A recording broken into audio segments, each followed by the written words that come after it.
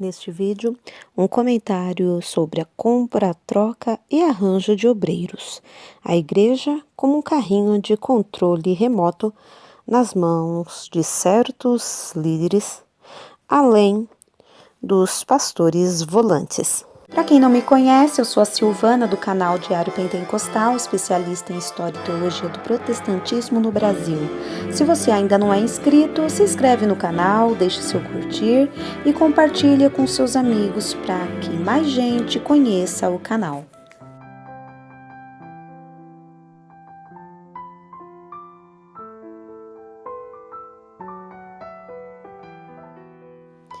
O jornal Mensageiro da Paz, órgão oficial das Assembleias de Deus no Brasil, em sua edição de novembro de 1960, publicou um texto sobre atitudes inaceitáveis de muitos líderes. Custa acreditar que este texto já tem 60 anos. Fica evidente que negociatas, práticas nicolaístas, realmente não dá trela às igrejas. Ao anjo da igreja que está em Pérgamo escreve: assim tens o que seguem os ensinos dos nicolaítas. Apocalipse 2, 12 e 15. Os versos acima, muito embora nos pareçam sem sentido algum, estão na ordem do dia da dispensação em que vivemos. Os povos do mundo estão se debatendo pela emancipação política, econômica e pelos direitos e liberdades a quem tem direito. A luta que estamos assistindo na África, na Ásia e nas Américas é a prova do que afirmamos nas linhas acima. Quando lemos os acontecimentos passados da história, compreendemos que passou a época das colônias e dos colonizadores, pois essa ideia de submissão deixa humilhados e amordaçados e também sem direitos comuns os escravizados. E só acontece entre os povos não reconhecidos como de fóruns civilizados. A palavra de Deus está cheia de exemplos de atos de liberdade espiritual, especialmente por parte dos obreiros do Evangelho. O apóstolo Paulo foi um dos maiores pregadores da liberdade. Nesse sentido, podemos dizer, foi exímio paladino da liberdade cristã. Muito embora tivesse ele autoridade divina, contudo não se excedeu nessa liberdade para dar ocasião à carne. Vide Gálatas 5 e 13. Ele rogava na clemência de Deus, mas não usava de mandos carnais, segundo Coríntios 10 e 2.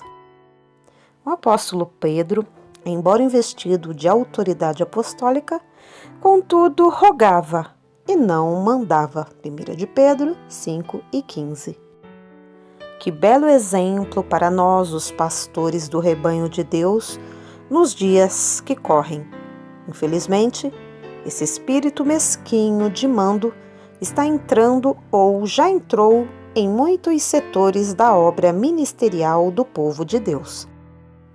Os obreiros experimentados e com verdadeira visão espiritual vão formando e organizando a igreja local, colocando seus pastores sob a responsabilidade e direção do divino pastor.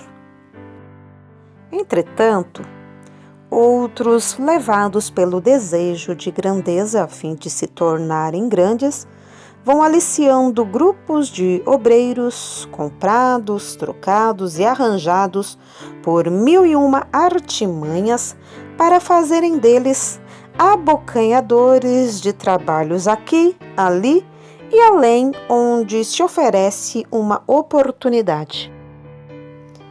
Ainda que tais igrejas sejam autônomas em suas jurisdições, os tais fazem delas as igrejas colônias, com os seus enviados manobrados pelo controle remoto.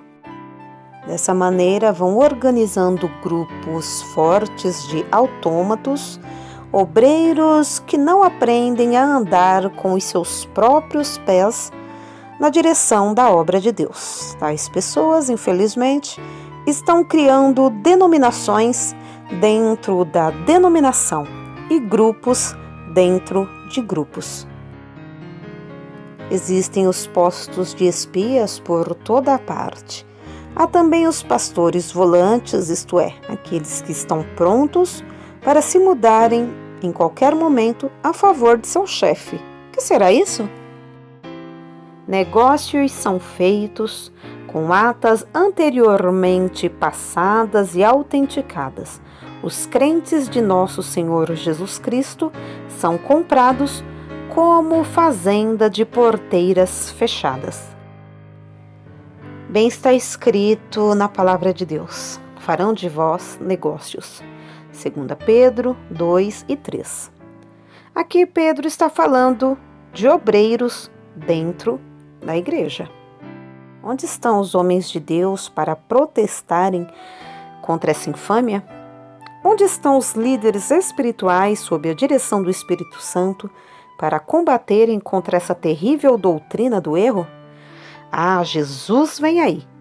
Quantos não vão gemer naquele terrível dia se não se arrependerem em tempo?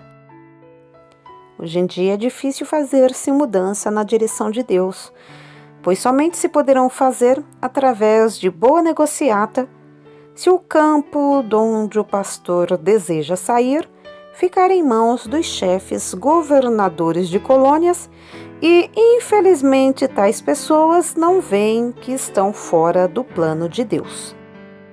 Obreiros há que se ufanam. Tenho tantos pastores sob minhas ordens. Sim, tudo isso se faz para serem poderosos amortalhadores da consciência alheia, a fim de trabalharem pelo controle remoto muito usado em nossos dias. Deus não se agrada de tais coisas, mas hoje, mas amanhã, prestarão contas ao sumo pastor. Os nicolaítas foram os tais no passado que dominavam o povo de Deus, tirando-lhe a liberdade de direção e de consciência. Humilhemo-nos, pois, aos pés de Cristo. Roguemo-lhes a sua misericórdia antes que seja tarde demais, pois há um limite que não deve ser ultrapassado, e quando ultrapassado é, impossível voltar ao primeiro estado. A igreja local é bíblica e segundo a vontade de Deus. Que cada pastor esteja em seu lugar, segundo a unção do Senhor, tendo o seu rebanho, não se tornando pastor de pastores, para formar colônias. Que cada um esteja sob a direção de Deus. Amém. João de Oliveira, 1960.